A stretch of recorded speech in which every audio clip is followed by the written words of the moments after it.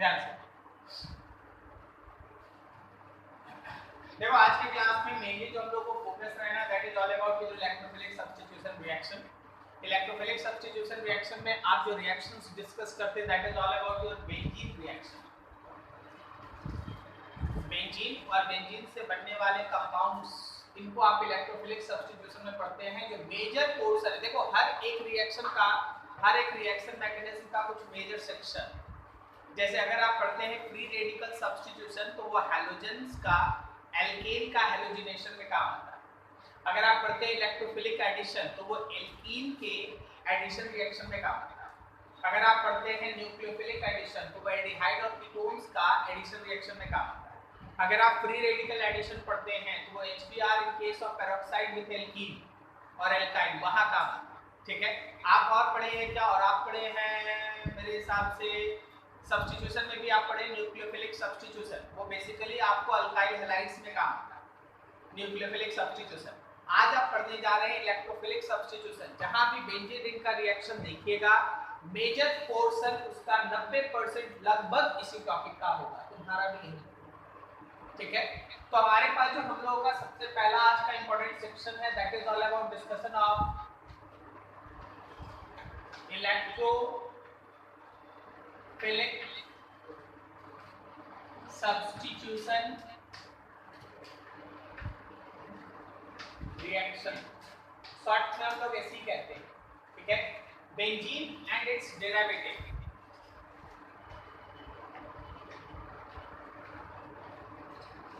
Substitution reaction mainly shown by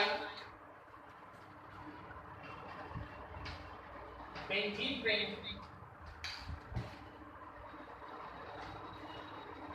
is acid reaction। मतलब substitution देखो होता क्या है, हमारे इस बेंजीन के अंदर जब आप बेंजीन का बात करते हैं ना तो बेंजीन में हर जगह इसका फॉर्मूला आप जो ऑलरेडी जानते हैं C6H6, मतलब 6 के 6 कार्बन के साथ एक एक हाइड्रोजन है।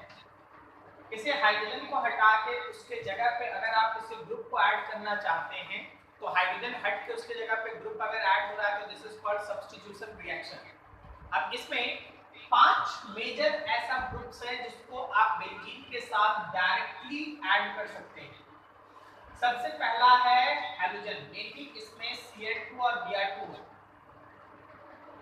इसको अगर आप लेविस एसिड के साथ रिएक्ट करा दें, बेसिकली इसमें रहेगा anhydrous AlCl3, FeCl3, FeBr3 etcetera like that. तो वैसे केस में एक हाइड्रोजन हटता है और उस हाइड्रोजन के जगह पे हैलोजन आ जाता है। हैलोजन में मेनली कौन रहेगा? क्लोरीन या ब्रोमीन। ठीक है, that type of reaction is called halogenation. इसको हम लोग हैलोजिनेशन कहते हैं। ये हैलोजिनेशन। ठीक है, आगे देखो, अगर आप इसको रिएक्ट करा पाए, अगर आप इसको रिएक्ट करा दिए HNO3 के साथ in presence of concentrated H2SO4, HNO3 के साथ in presence of concentrated H2SO4, तो याद रखना नाइट्रो ग्रुप NO2 ग्रुप इस बेंजीन रिंग के साथ रिएक्ट करेगा। Process is called nitration. इस प्रोसेस को हम लोग नाइट्रेशन कहते हैं। ठीक है, नाइट्रेशन। अगर आप इसको रिएक्ट करा देते हैं, अगर आप इसको रिएक्ट करा देते हैं कंसंट्रेटेड H2SO4 के साथ, या फिर लिखा रहेगा फ्यूमिंग SO3, तो वैसे केस में बेंजीन रिंग के साथ, वैसे केस में बेंजीन रिंग के साथ जुड़ेगा SO3H। This is called sulphonation. इसको हम लोग कहते हैं सल्फोनेशन। बेंजीन रिंग के साथ सल्फोनिक ग्रुप ऐड हुआ, सल्फोनेशन, इसको हम लोग कहते हैं सल्फोनेशन। अगर आप इसको रिएक्ट करा दें अल्काइल हैलाइड के साथ, अल्काइल हैलाइड, समझा? अल्काइल हैलाइड मेनली क्लोराइड होगा इन प्रेजेंस ऑफ, ये कोई भी उठा लो यहां से, एनहाइड्रस AlCl3, आपके सामने बनता है अल्काइल बेंजीन, बेंजीन के साथ alkyl group, and that process is called fiddle-craft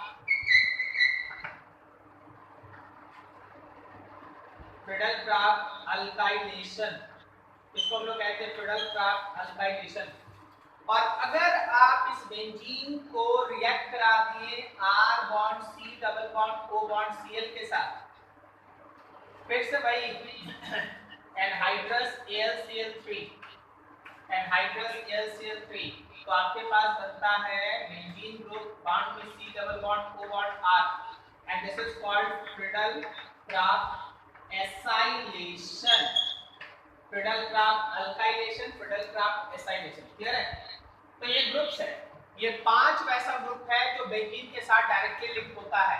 इन पांचों को छोड़ के कुछ भी आप बेंजीन के साथ डायरेक्टली लिंक नहीं कर सकते। अगर कोई बोले कि how will you prepare aniline from benzene, aniline का मतलब हो गया बेंजीन के साथ NH2, ओके?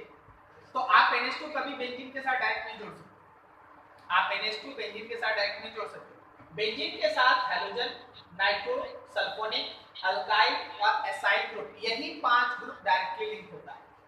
तो सर अगर एनिलीन बनाना होगा तो फिर क्या करेंगे? इनको बनाने के बाद फिर बनाना, जैसे ये नाइट्रो आ गया ना, नाइट्रो का जब आप रिडक्शन करते हैं उसको आप लोग स्टीफेंस रिडक्शन कहते हैं, ठीक है? तब जाके हमारे पास है ना यहाँ से NH2 ऐड हो जाता है, रिडक्शन में NH2 आ जाता है। लेकिन इन पांचों को छोड़ के आप कोई भी ग्रुप्स बेंजीन के साथ डायरेक्टली लिंक नहीं कर सकते। अब ये जो 5 ऐड होता है, इसके पीछे का मैकेनिज्म और उस मैकेनिज्म के कारण जो आगे का प्रोसीजर है उनको समझो। ये 5 का 5 रिएक्शन फॉलो करता है, दे ऑल फॉलोज ऐसी मैकेनिज्म, ये सब जो है वो इलेक्ट्रोफिलिक सब्स्टिट्यूशन मैकेनिज्म को फॉलो करता है। जरा गौर करना, समझना समझना समझना। ऐसी रिएक्शन हमेशा 3 स्टेप में होता है। सबसे पहला step formation of electrophile, electrophile बनता है E प्लस इलेक्ट्रोफाइल। हर जगह कोई ना कोई इलेक्ट्रोफाइल है। अगर आप रिएक्शंस को गहराई से समझ पा रहे हैं तो यहाँ का इलेक्ट्रोफाइल X प्लस है, यहाँ का इलेक्ट्रोफाइल NO2 प्लस है, यहाँ का इलेक्ट्रोफाइल SO3 है, ठीक है? ऐसा। अब यहाँ पे इलेक्ट्रोफाइल कौन है? तो R प्लस है। यहाँ पे इलेक्ट्रोफाइल कौन है? R bond C double bond O C में प्लस है। ये सब का सब इलेक्ट्रोफाइल, वही इलेक्ट्रोफाइल बेंजीन के साथ जुड़ता है। फॉर्मेशन ऑफ इलेक्ट्रोफाइल दिखाएंगे एक एक करके। सेकंड में attack of electrophile, attack of electrophile on benzene ring, benzene ring के ऊपर इलेक्ट्रोफाइल का अटैक, बेंजीन रिंग के ऊपर इलेक्ट्रोफाइल का अटैक, ठीक है? इलेक्ट्रोफाइल का अटैक, जरा गौर करना, जरा गौर करना। ये तुम्हारा बेंजीन रिंग, ये पेयर ऑफ इलेक्ट्रॉन यहाँ शिफ्ट होगा, बगल में मौजूद है इलेक्ट्रोफाइल। इलेक्ट्रोफाइल को यहाँ नेगेटिव चार्ज डेंसिटी ज्यादा दिखाई देगा, इलेक्ट्रोफाइल जाके यहाँ पे अटैक करेगा। जैसे ही इलेक्ट्रोफाइल वहां अटैक करेगा तुम्हारे पास बनके तैयार हो जाएगा एरिनियम आयन। यहाँ पे आ गया E, यहाँ आ गया प्लस, इसको कहते हैं एरिनियम आयन। क्या बोलते हैं? एरिनियम आयन, एरिनियम आयन। लेकिन ये एरिनियम आयन बगल में जो डबल बॉन्ड्स का कंजुगेशन है जो हम बोलते हैं वहां देखने का कोशिश करें। ये जो एरिनियम आयन है, ये जो बगल में डबल बॉन्ड का कंजुगेशन उसके साथ रेजोनेंस होगा, ठीक है? रेजोनेंस होगा और रेजोनेंस की वजह से यहाँ अगर चाहो तो इसका भी बना दो। ये रेजोनेंस है, बस आपको रेजोनेंस दिखाना है इसलिए हम इसको बना दें। E है, यहाँ प्लस है, यहाँ डबल बॉन्ड है, यहाँ डबल बॉन्ड, ये डबल बॉन्ड यहाँ से यहाँ जाएगा तो अगले स्ट्रक्चर में तुम्हारे पास यहाँ पे आ जाएगा,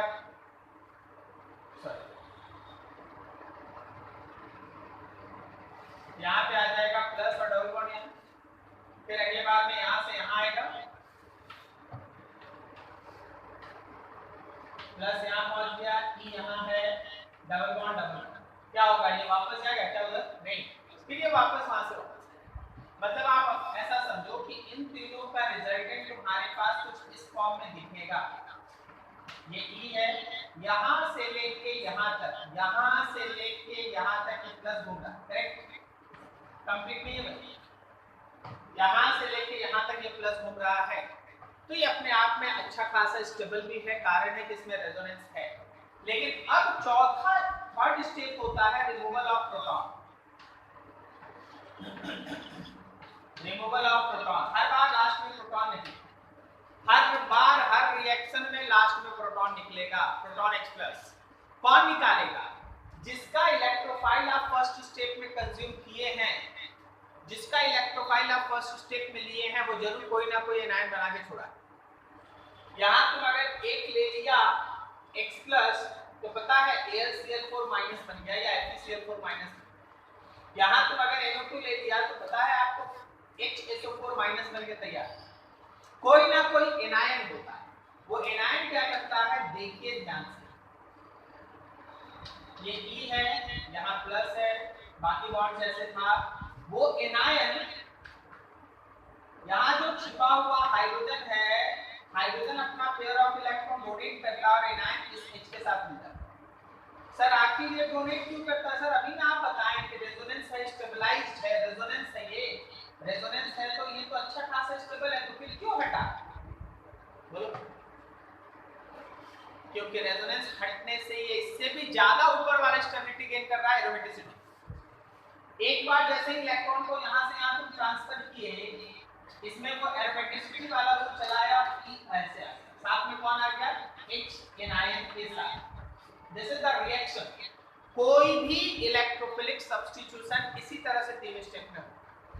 पहले स्टेप में इलेक्ट्रोफाइल बनाओगे, सेकेंड स्टेप में इलेक्ट्रोफाइल का अटैक होगा, थर्ड स्टेप में प्रोटॉन का रिमूवल। ठीक है, अब यहाँ देखो, यहाँ पे इलेक्ट्रोफाइल X+ है, यहाँ पे NO2+ है, यहाँ पे SO3 है, यहाँ पे R+ है, यहाँ RCO+। कैसे बनता है, क्या बनता है, कि करके हम सब दिखा दें। कहीं यहाँ तक दिक्कत किसी को समझने में? नोट करो एकदम।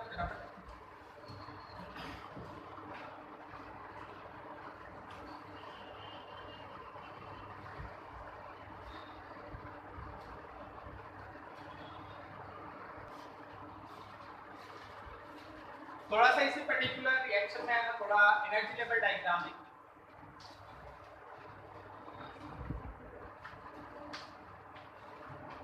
एनर्जी लेवल डायग्राम ध्यान से देखिए,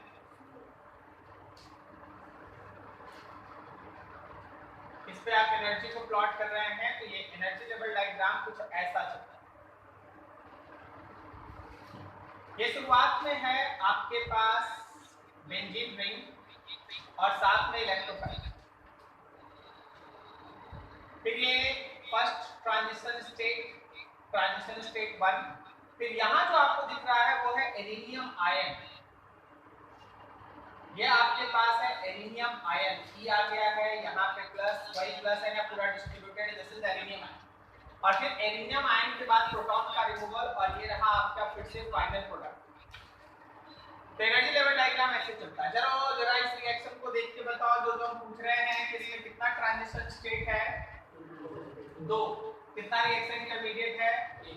1। रिएक्शन फॉरवर्ड डायरेक्शन में स्पॉन्टेनियस है या नॉन स्पॉन्टेनियस? स्पॉन्टेनियस है, ठीक है, except one, and that is sulphonation. Except one, that is sulphonation. In case of sulphonation,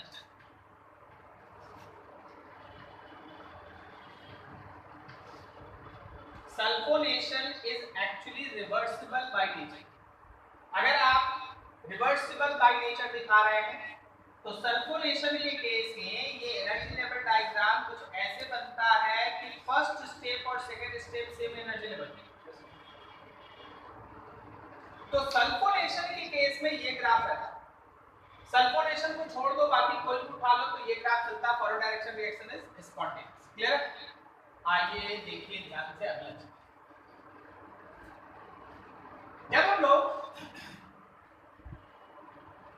एक एक करके पांचों रिएक्शन है, हम आपको शॉर्टकट में ना पांचों रिएक्शन का मैकेनिज्म दिखा देते हैं।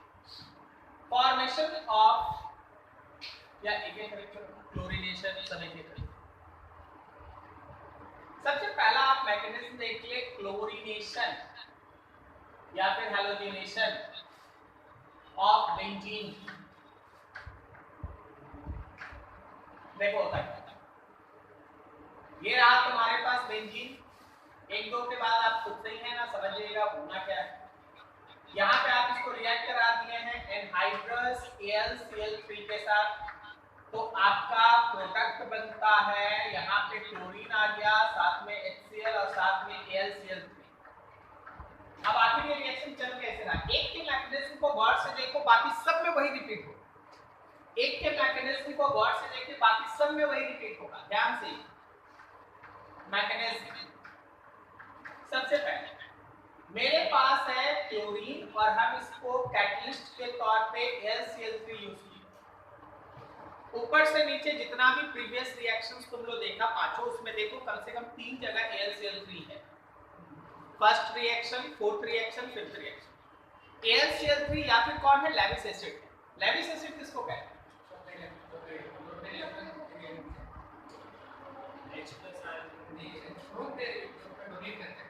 गेन करता है, जिसमें इलेक्ट्रॉन का कमी होता है, जो इलेक्ट्रॉन पेयर को एक्सेप्ट करता है उसको आप लेविस एसिड। ठीक है, AlCl3 is actually electron deficient. इसके पास है ना एल्यूमिनियम जो 3 क्लोरीन के साथ बॉन्ड बनाएगा, 6 ही इलेक्ट्रॉन इसको मिलेगा। करना चाहिए आज।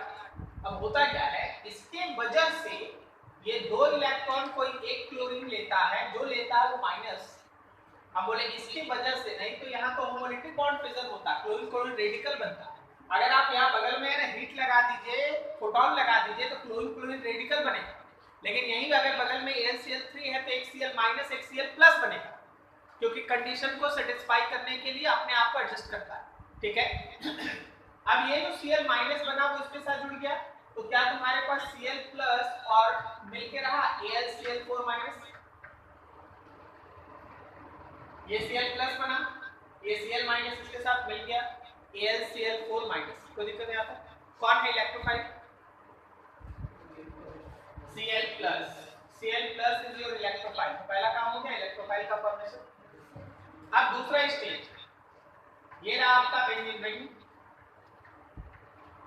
बगल में Cl प्लस है, ये पेयर ऑफ इलेक्ट्रॉन एक तरफ जाएगा, जहां जाएगा Cl प्लस वहां चलेगा, और तुम्हारे पास ये बन गया क्लोरीन, यहाँ पे आ गया प्लस, बाकी बॉन्ड।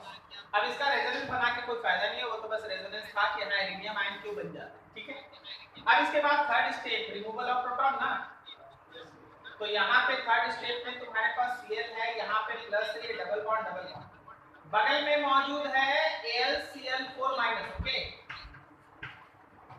ये रहा हाइड्रोजन, हाइड्रोजन अपना पेयर ऑफ इलेक्ट्रॉन देगा और H प्लस के ऊपर AlCl को जाकर अटैक करेगा, तो तुमको मिल जाएगा बेंजीन रिंग के साथ क्लोरीन, Cl माइनस के साथ H और AlCl3 फिर से अलग। That is the basic definition of catalyst. Catalyst वो होता है जो रिएक्शन में हिस्सा ले, but after all after completion of reaction it looks like it is unchanged.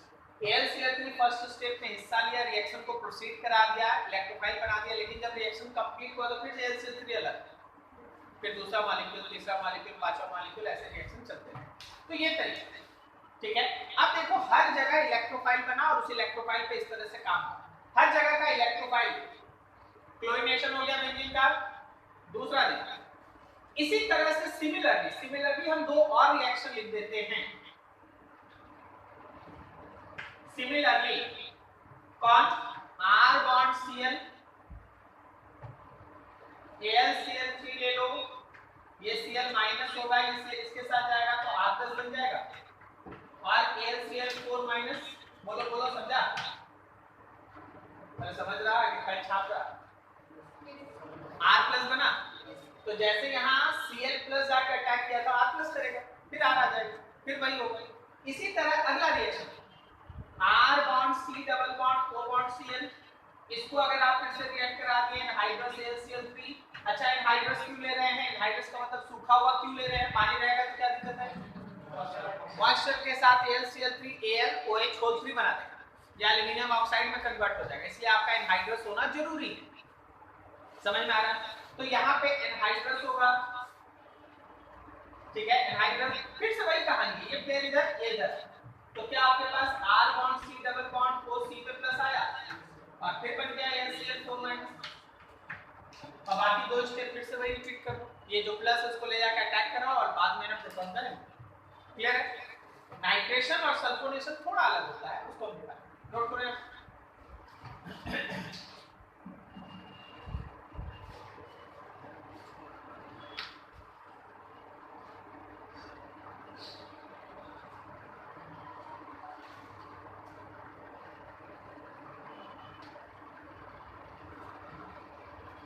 Next आगे देखिए, नाइट्रेशन, बेंजीन का नाइट्रेशन। नाइट्रेशन और बेंजीन में क्या है तुम्हारे पास, रिएक्शन तो ये कहता है कि बेंजीन या फिर इसके डेरिवेटिव को अगर आप HNO3 के साथ रिएक्ट करा देते हैं प्रेजेंस ऑफ कंसंट्रेटेड H2SO4 तो ये नाइट्रोबेंजीन बना देता है, नाइट्रोबेंजीन, यहाँ नाइट्रोप्रोपाइल साथ में वाटर बन जाता है और फिर से H2SO4 अलग। ये but what is the process, क्या है इसके अंदर का मैकेनिज्म? देखिए मैकेनिज्म के फर्स्ट स्टेप में H bond O bond N double bond O bond O, ये है HNO3, ठीक है, HNO3। और मौजूद है हम लोगों के पास H bond O bond S double bond O double bond O bond O bond H। अकेले अकेले बताओ HNO3 एसिड है या बेस? एसिड है। H2SO4 एसिड है या बेस? एसिड। अब दो वो एसिड अगर आप मिला देंगे तो फिर कौन एसिड कौन बेस? जो स्ट्रॉन्ग है वो एसिड, जो वीक है वो बेस। कौन स्ट्रॉन्ग है? H2SO4। तो ध्यान रखना ये H+ देगा, H+ देने का मतलब है ऑक्सीजन पेयर ऑफ इलेक्ट्रॉन ले लिया तो H+ आया, और ये बेस की तरह काम करेगा, oxygen will donate its pair of electron to H+। अभी ये किसकी तरह काम कर रहा है? बेस की तरह। ये किसकी तरह काम कर रहा है? एसिड की। तो क्या यहाँ पे कुछ ऐसा होगा, H bond O bond N double bond O bond O, इसके साथ H जुड़ के O पे प्लस कर दिया और बगल में O minus S double bond O double bond O bond OH रह गया। ये समझ में आ रहा है? ये ठीक है? अजी आपको समझते हो? तो यहाँ से ये पेयर ऑफ इलेक्ट्रॉन निकाल के ऑक्सीजन को दे दीजिए। अब जो बना उसको देखिए, पानी NO2 प्लस और HSO4 माइनस, कौन है इलेक्ट्रोफाइल? NO2 plus. बाकी कहानी वही जो पहले, NO2 प्लस जाएगा, बेंजीन रिंग पे अटैक करेगा, एरिनियम आयन बनाएगा, फिर लास्ट स्टेप में प्रोटॉन को रिमूव करने के लिए कौन आएगा? HSO4 माइनस आएगा, H+ ले लेगा, फिर से बन जाएगा H2SO4। बात समझ गए? ठीक, ये यहाँ। अब आइए सल्फोनेशन की। बाकी हम अगले स्टेप नहीं लिखे, अगला स्टेप समझ गए ना क्या होगा? एरिनियम आयन, उसके बाद अगला स्टेप देखिए, इसमें सल्फोनेशन से थोड़ा रीड कर लीजिए। Sulphonation is slightly different mechanism. आप जब बोलते हैं कंसंट्रेटेड H2SO4 तो एक्चुअली आप दो H2SO4 लेते हैं। इसको आप दो तरीके से प्रोसेस कर सकते हैं, दो तरीके से आप लिख सकते हैं। दो तरीके से लिखने का मतलब है दो H2SO4, अब दो वाटर जैसे मिल जाता है, एक H+ देता है, दूसरा H+ लेता है। उसी तरह अगर दो H2SO4 रहेगा तो वही काम फिर से होगा, एक को H+ देना है, दूसरे को H+ लेना है। ठीक है, काम वही करते हैं। इधर पेयर ऑफ इलेक्ट्रॉन भेज दो, oxygen will donate its pair of electron to this, तो आपके पास बन गया H bond O bond H bond S double bond O double bond O bond OH, और बन गया है O माइनस SO3H, O पे है प्लस, फिर से देखो O का प्लस पेयर ऑफ इलेक्ट्रॉन ले लेगा, पानी अलग हुआ, और जो अलग हुआ उसको देखो SO3H किया, यहाँ पे S पे प्लस आया, SO3H S पे प्लस आया, और यहाँ जो बना वो हो गया HSO4 माइनस। सोचो आराम से, कौन है इलेक्ट्रोफाइल? SO3H। ये काम करेगा, ये अटैक करेगा, फिर से वही सब होगा, प्रोटॉन हटाने के लिए आएगा। कोई दिक्कत है अंडरस्टैंड? तो दिस आर द और प्रोसेस जो तुम्हारे सामने था मैकेनिज्म का एक पार्ट। नोट करो फटाफट।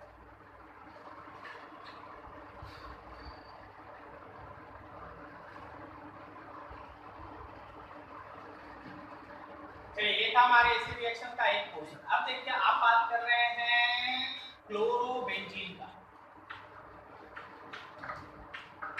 क्लोरोबेंजीन अराइल हैलाइड आप पढ़ रहे हो, थोड़ा सा बेसिक केमिस्ट्री आप दिमाग में रखिए सब कुछ।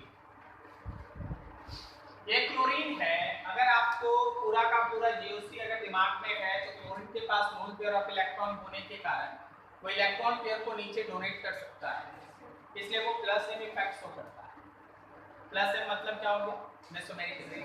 तो वो हमारा इलेक्ट्रॉन नीचे डोनेट करने की वजह से वो ऑर्थो और पारा पोजीशन पे नेगेटिव चार्ज इंटेंसिटी क्रिएट करता है, तो कोई भी इनकमिंग इलेक्ट्रोफाइल जो है वो ऑर्थो और पारा पे अटैक करता है। एकदम सिंपल बात यही है, ठीक है? वैसे कंफ्यूज करने के लिए बहुत सारी बातें हैं, सब बोल देंगे, चिंता नहीं करो। तो देखो एक्चुअली इस Cl का एक प्रॉपर्टी जो ये ऑर्थो पारा डायरेक्टर के नाम से जाना जाता है वो ये है कि क्लोरीन अपना पेयर ऑफ इलेक्ट्रॉन नीचे डोनेट करता है, तो ये जो इलेक्ट्रॉन पेयर आपको दिखाई दे रहा है वो हमारे इस रिंग के ऑर्थो और पारा साइड पे नेगेटिव चार्ज डेवलप करता है। बोलो सही है? अगर कोई भी इनकमिंग इलेक्ट्रोफाइल इस पे अटैक करने के लिए आया, इलेक्ट्रोफाइल अगर इस पे अटैक करने के लिए आया तो क्या वो इलेक्ट्रोफाइल ऑर्थो और पारा पे जाएगा?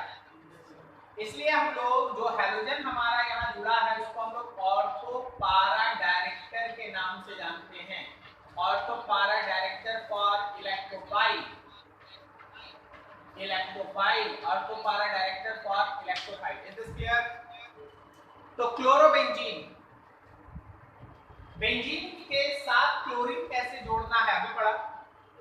क्लोरीन जो जुड़ गया उसमें भी ये एबिलिटी है कि वो रिंग को एक्टिवेट करके, एक्टिवेट वर्ड थोड़ा यहाँ पे गलत है, ठीक है, वो रिंग के ऑर्थो और पारा साइड के ऊपर है ना नेगेटिव चार्ज को डेवलप करेगा। अगर वो ऑर्थो और पारा साइड पे नेगेटिव चार्ज डेवलप करेगा तो कोई नया इनकमिंग इलेक्ट्रोफाइल अगर अटैक करने के लिए आएगा तो वो कहां जाएगा? ऑर्थो या पारा। अब ये चीज जो तुम समझे, यहां से क्लोरोबेंजीन का तुम है ना 3-4 रिएक्शन एक साथ देख लो, गौर करो, सब कोई ध्यान दो। ये है क्लोरोबेंजीन और याद रखना ऑर्थो और पारा पे नेगेटिव है। अगर इस क्लोरोबेंजीन को हम फिर से रिएक्ट करा दें क्लोरीन के साथ in presence of anhydrous HCl3, बोलो क्या बन जाएगा? डाइक्लोरो ग्रुप ऐड होगा। एक क्लोरीन था, इसके रिस्पेक्ट में क्लोरीन या तो ऑर्थो पे जाएगा या फिर इस क्लोरीन के रिस्पेक्ट में दूसरा क्लोरीन पारा पे। कोई दिक्कत?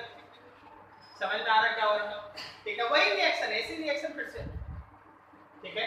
अगला, अगर हम इसको रिएक्ट करा दें अल्काइल हैलाइड के साथ, वही in presence of anhydrous HCl3 Friedel-Crafts alkylation, तो ये जो आपके पास क्लोरो ग्रुप है इसके रिस्पेक्ट में अल्काइल या तो ऑर्थो पे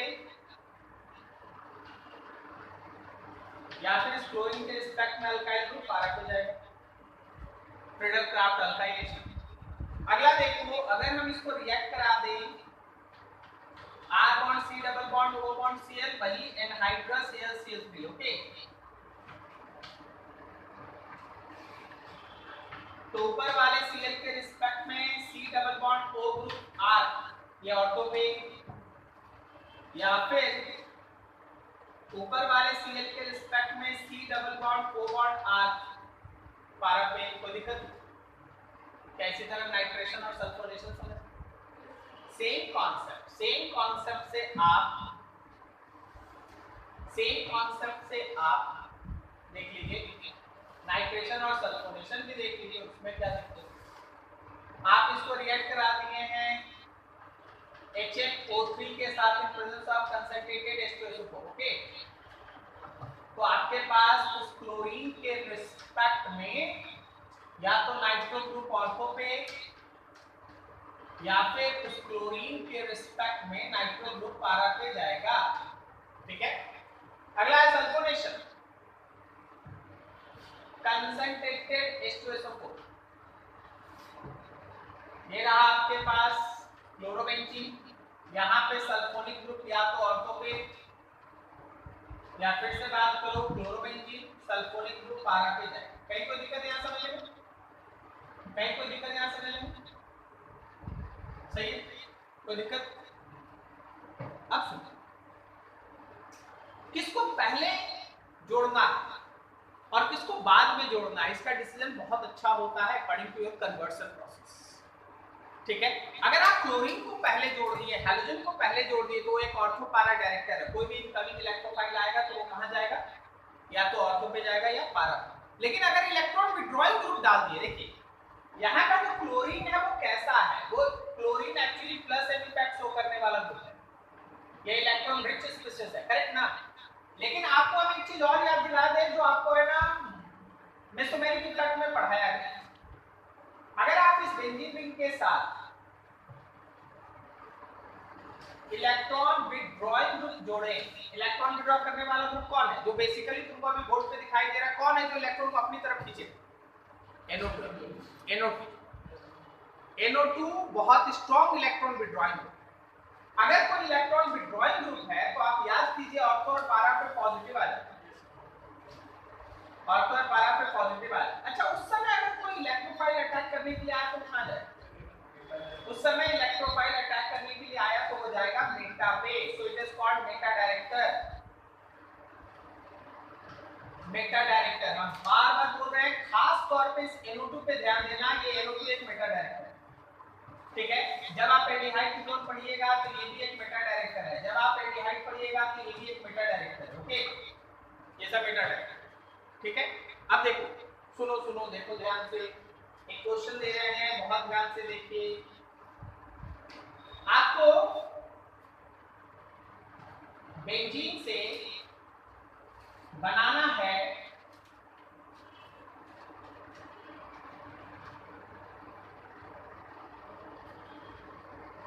ये,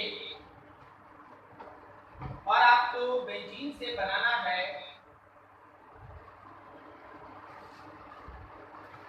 ये। बोलिए आप राइट वाला कैसे बनाए? राइट वाला बनाइए, सोचिए, दिमाग दौड़ाइए, बनाना नहीं, आप बोलिए बस कि सर इसके बाद ये करेंगे, इसके बाद ये करेंगे। राइट वाला बेंजीन से कैसे बनाओगे इसको? कैसे? बस सिलेक्शन क्या है कि पहले कौन डालेंगे बाद में कौन डालेंगे, और कुछ नहीं, ठीक है? सोच के बोलो।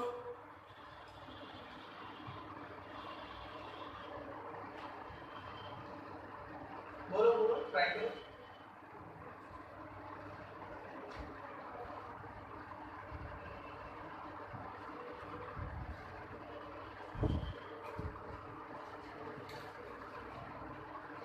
ब्रोमीन के रिस्पेक्ट में, राइट हैंड साइड का बात करें, ब्रोमीन के रिस्पेक्ट में नाइट्रो किस पोजीशन पे है? ऑर्थो। या नाइट्रो के रिस्पेक्ट में ब्रोमीन किस पोजीशन पे है? ऑर्थो पे। इसके रिस्पेक्ट में ऑर्थो। कौन है ऑर्थो पारा डायरेक्टर, नाइट्रो या ब्रोमीन? क्या? अरे नाइट्रो तो मेटा डायरेक्टर है, पागल हो गया, वो दुनिया में रहता है, पढ़ाई में छूटता नहीं है। ब्रोमीन है यार, हैलोजन का बात करें, पीछे क्लोरीन था, अभी ब्रोमीन है, क्वेश्चन बदल गया, क्वेश्चन हार्ड हो गया, नहीं बनने वाला चीज हो गया।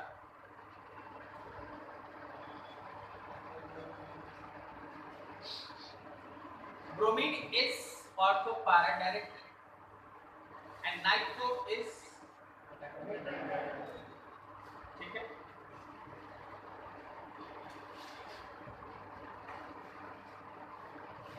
यहाँ फर्स्ट स्टेप में ब्रोमिनेशन होगा Br2 in presence of FeBr3,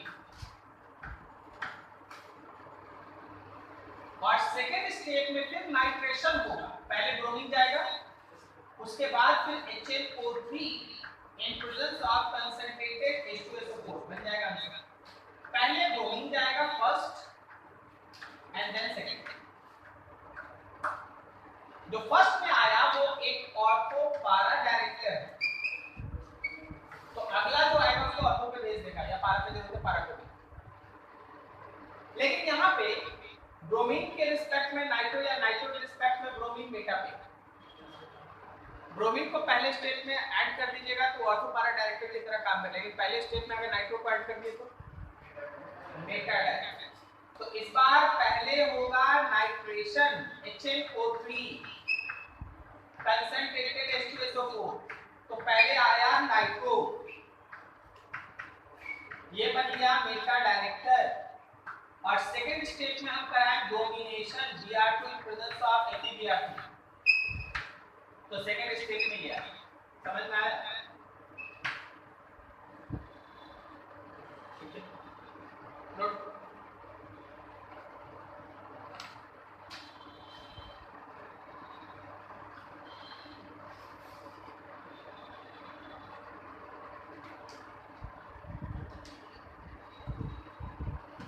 देखिए जो भी आप कह रहे हैं एसिड रिएक्शन डिस्कस किए, उसमें जो खास टर्म है, इस लाइन सबको याद रखना, नहीं तो फंस जाओगे प्रॉब्लम में।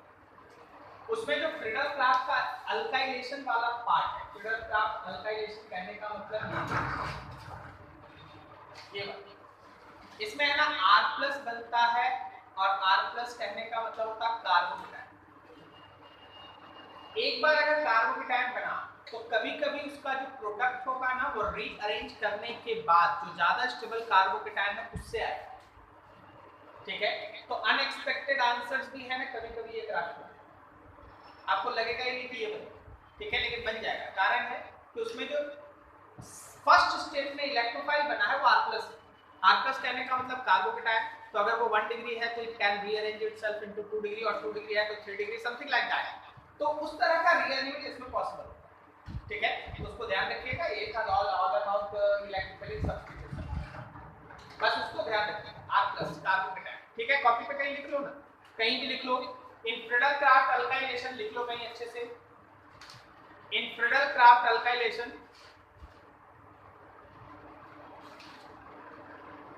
R+ is electrophile which is a carbocation.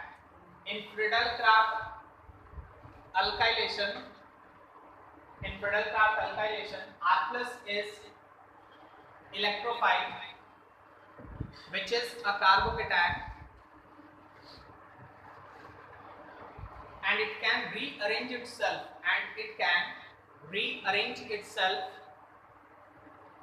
in more stable form. It can rearrange itself in more stable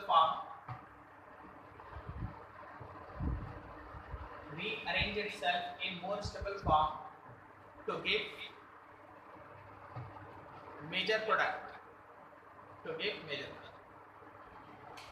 ठीक है? In more stable form to give major product. Clear?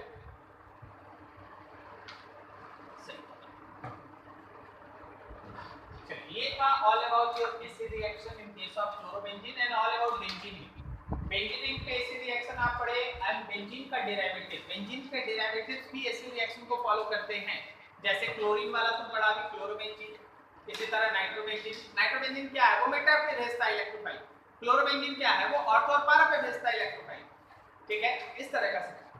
अब इसी से मिलता जुलता मतलब आपको दूसरा एक पोर्शन हम मैकेनिज्म की तरफ ले जा रहे हैं, this is called nucleophilic substitution.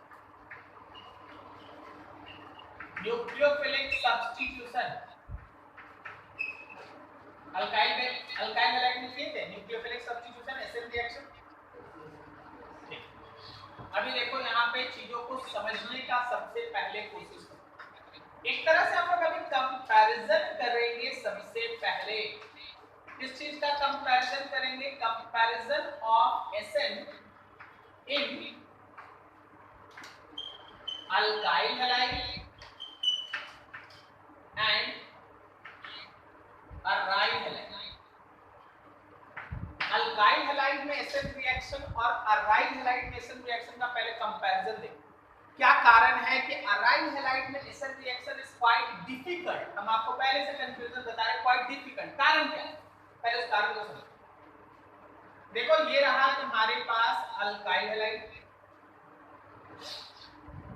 और ये रहा तुम्हारे पास अराइल हैलाइड, सही है? सबसे पहली बात, ये जो आपको कार्बन दिखाई दे रहा है वो sp3 हाइब्रिडाइज्ड है, लेकिन ये जो कार्बन आपको दिखाई दे रहा है वो sp2 है। कौन ज्यादा इलेक्ट्रोनेगेटिव? कौन ज्यादा इलेक्ट्रोनेगेटिव? sp sp सुनाई दीजिए 3/2 sp2 sp2 तो शुरुआत में बोला था sp3।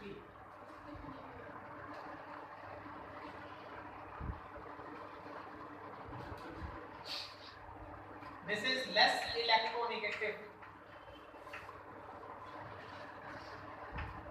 more electronegative। अब देखो जो लेस इलेक्ट्रोनेगेटिव है ना उससे इलेक्ट्रॉन छीनना आसान है, लेकिन जो मोर इलेक्ट्रोनेगेटिव उससे इलेक्ट्रॉन छीनना मुश्किल है, इसलिए वहां से इलेक्ट्रॉन को हटाना मुश्किल है, x का हटना मुश्किल है, पहला बात। दूसरा, यहाँ पे सिंगल बॉन्ड कैरेक्टर है, ठीक है, सिंगल बॉन्ड है इसमें बिटवीन कार्बन एंड हेलोजन, लेकिन यहाँ पे रेजोनेंस की वजह से there is partial double bond. क्या आ रहा है? Partial double bond between carbon and halogen. Resonance की वजह से यहाँ पे इलेक्ट्रॉन का डिलोकलाइजेशन होगा तो पार्शियल डबल बॉन्ड। अब किस बॉन्ड को तोड़ना ज्यादा मुश्किल है, सिंगल बॉन्ड को कि partial double bond? Single bond को मुश्किल है।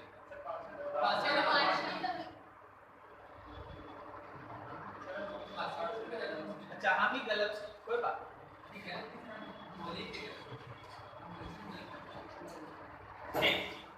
सिंगल बॉन्ड को तोड़ना आज से मुश्किल है, लेना आसान। तो सिंगल बॉन्ड तोड़ना आसान है, इसलिए यहाँ से आराम से इलेक्ट्रॉन लेकर हट जाएगा। डबल बॉन्ड तोड़ना थोड़ा डिफिकल्ट है, इसलिए इलेक्ट्रॉन लेने में दिक्कत होगा। दो चीजें। अब यहाँ पे तुम गौर करो, ये इलेक्ट्रॉन पेयर जब कोई ले लेगा, ये इलेक्ट्रॉन पेयर जब कोई ले लेगा तो कार्बन बनेगा एज ए कार्बोकेटायन, ठीक है। लेकिन यहाँ पे जब ये इलेक्ट्रॉन पेयर ले लेगा तो बेंजीन के ऊपर डबल बॉन्ड और ये प्लेट, तो ये जो तुम्हारे पास बना, ये तो मेरे हिसाब से विनाइलिक कार्बोकेटायन है ना, विनाइलिक कार्बोकेटायन लीस्ट स्टेबल। तो ये सब कुछ फैक्टर्स है जो इस बात को दिखाता है कि जनरल कंडीशन में aryl halide nucleophilic substitution reaction show नहीं करेगा। जनरल कंडीशन में आप नहीं कर सकते, जनरल कंडीशन में इधर होता है लेकिन इधर नहीं। तो फिर कौन सा कंडीशन? एक, इलेक्ट्रोफाइल गलत, न्यूक्लियोफाइल काफी स्ट्रांग होना चाहिए। दूसरा, हाई टेम्परेचर और प्रेशर होना चाहिए, तब जाके आप यहां से एक्स को हटा सकते, ठीक है। अब चलिए जरा उन सब चीजों पे बात कीजिए जो यहाँ रिएक्शन शो करता है। कौन? सो SN फॉर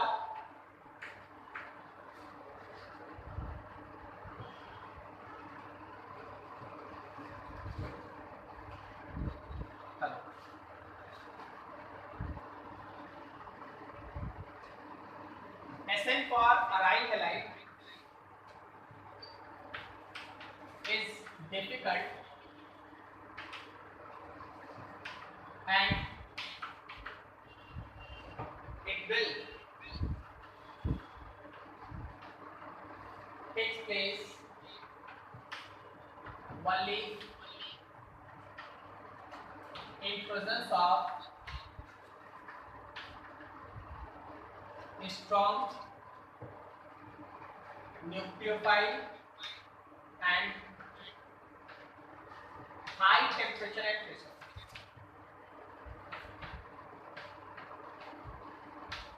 स्ट्रॉन्ग न्यूक्लियोफाइल लेना और हाई टेम्परेचर एंड प्रेशर लेना पड़ेगा, तब ये रिएक्शन हो पाएगा, ठीक है।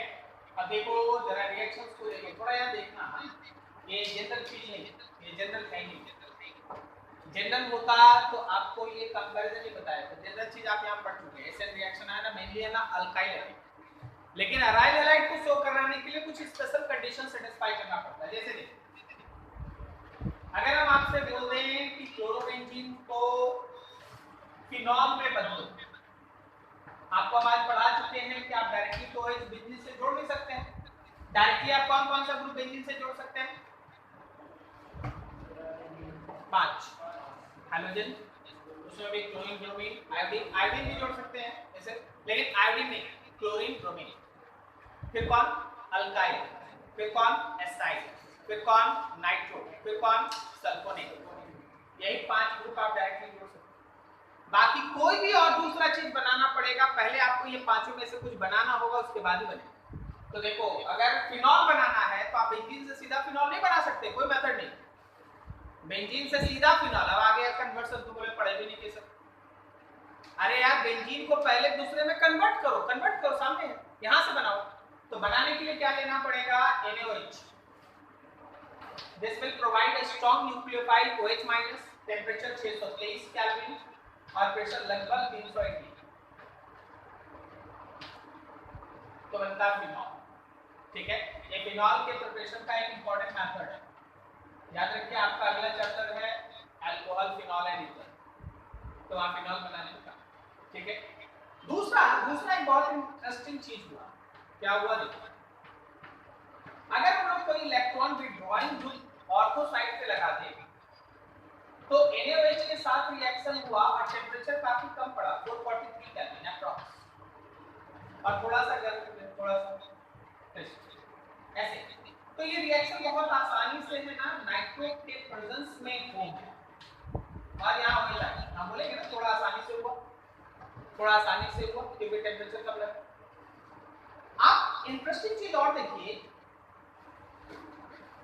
कि अगर आप इसमें 2 नाइट्रो ग्रुप जोड़ दिए, NO2 यहाँ भी, NO2 यहाँ भी, तो ये रिएक्शन और आसान हो गया। आप यहाँ NaOH ले लिए और टेंपरेचर 368 केल्विन, और यहाँ पे बन गया आपके पास फिनॉल विच 2 नाइट्रो ग्रुप, OH यहाँ आ जाएगा और नाइट्रो ग्रुप यहाँ और नाइट्रो ग्रुप यहाँ। ठीक है, और लास्ट देखिए, अगर आप 3 नाइट्रो ग्रुप ले लिए, NO2 और यहाँ भी NO2, तो ये रिएक्शन पानी के साथ भी रिएक्शन हो गया है, only in presence of heat, मतलब आपको स्ट्रॉन्ग न्यूक्लियोफाइल के नीचे, और बनता है बहुत ही इंपॉर्टेंट कंपाउंड। देखते हैं नाम, जिसको याद है, पहले भी आपको बताया गया है। यहाँ नाइट्रो और यहाँ नाइट्रो, बोलो इसका नाम है इसका पिक्रिक एसिड। ये है आपका picric acid, 2,4,6 trinitrophenol, IUPAC name 2,4,6 trinitrophenol. अब देखो क्या है इसका कहानी, तो हम लोग को इधर समझा दिया कि क्यों हाई टेम्परेचर, हाई प्रेशर और स्ट्रॉन्ग न्यूक्लियोफाइल चाहिए, कहानी बता दी। लेकिन अब यहाँ क्या हो रहा है कि नाइट्रो ग्रुप आते जा रहा है और condition becomes easy and easy. इसका मतलब नाइट्रो का कोई ना कोई तो रोल होगा। ठीक है, उस रोल को पहचानने के लिए फिर से इसका मैटर। यहाँ तक किसी को डाउट समझ में? नोट कीजिए आप।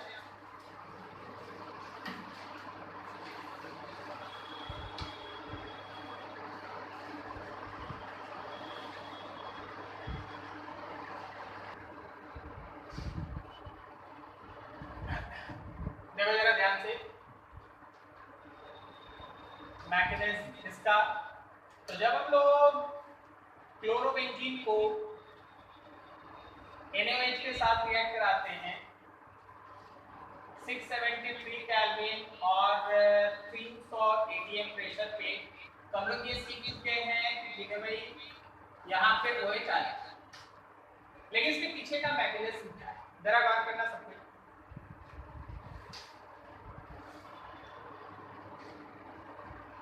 ये क्लोरीन, ये क्लोरीन, बगल में मौजूद है OH-, ये पेयर ऑफ इलेक्ट्रॉन यहाँ आया, जब ये पेयर ऑफ इलेक्ट्रॉन यहाँ आया तो क्या इस कार्बन पे प्लस हुआ, तो ये OH- यहाँ चला। इसका मतलब ये है कि आपके फर्स्ट स्टेप में Cl और OH यहाँ होगा, यहाँ पे माइनस होगा, फिर डबल बॉन्ड। बोलो ये लाइन समझ में आ सकती है? कोई दिक्कत नहीं। अब यहीं से सब कहानी स्टार्ट होती है। अब इसके बाद होता है O-, मतलब ये जो माइनस आया उसका रेजोनेंस। आप इस माइनस के रेजोनेंस को समझिए। ये पेयर ऑफ इलेक्ट्रॉन इधर आता है तो फिर यहाँ, तो इसके बाद अगला जो स्ट्रक्चर आप बनाएंगे उसमें माइनस यहाँ रहेगा, डबल बॉन्ड और यहाँ पे Cl और यहाँ OH, सही है ना। फिर उसके बाद क्या होगा कि ये वाला जो इलेक्ट्रॉन पेयर है वो फिर से जब यहाँ आएगा तो ये उठ के यहाँ चला आएगा। तो अगले स्टेप में जो तुम्हारे पास बना उसमें माइनस यहाँ आएगा, Cl यहाँ है और OH यहाँ है और ये डबल बॉन्ड और ये डबल बॉन्ड, करेक्ट है। इन तीनों को मिला लीजिए, उसके बाद जो होता है वो समझिए। ये तीनों रहने देते हैं, जो हुआ आपके सामने ये आप रेजोनेंस दिखा दिया ना, ये आपके सामने हम रेजोनेंस, ठीक है। अब जो हुआ उसको समझो। हुआ क्या कि जो हमारा पेयर ऑफ इलेक्ट्रॉन है वो वापस यहाँ आएगा, Cl हट जाएगा और आपके पास Cl हट गया, वहां OH आ गया, ये पेयर ऑफ इलेक्ट्रॉन यहाँ लौटा, तो ये डबल बॉन्ड प्रोडक्ट, 1 2 3 प्रोडक्ट। लेकिन इस रेजोनेंस को अगर आप ध्यान से देखिएगा तो आप देखिएगा कि हमेशा ऑर्थो और पारा साइड पे नेगेटिव अपीयर होता है। अगर ऑर्थो और पारा साइड पे नेगेटिव है तो कोई भी अगर इलेक्ट्रॉन विड्रॉ करने वाला ग्रुप अगर ऑर्थो या पारा पे मौजूद है तो वो नेगेटिव को अपनी तरफ खींचेगा, तो स्टेबिलिटी बढ़ेगी नहीं। इस वजह से जब एक नाइट्रो ग्रुप था तो थोड़ा कंडीशन इजी हुआ। अगर 2 नाइट्रो ग्रुप आ गया, यहाँ और यहाँ दोनों आ गए, तो कंडीशन और इजी हुआ। और अगर तीनों जगह पे नाइट्रो ग्रुप आ गए इलेक्ट्रॉन विड्रॉल, तो कंडीशन बिकम्स मच इजी। समझ में आया? तीनों जगह ऑर्थो पारा ऑर्थो साइड पे नेगेटिव अपीयर होता है ड्यूरिंग मैकेनिज्म। तो अगर उस ऑर्थो पारा साइड पे कोई इलेक्ट्रॉन विड्रॉल है तो इलेक्ट्रॉन का जो रिएक्शन का कंडीशन है that becomes much easy. Clear? ठीक है। If any electron withdrawing group such as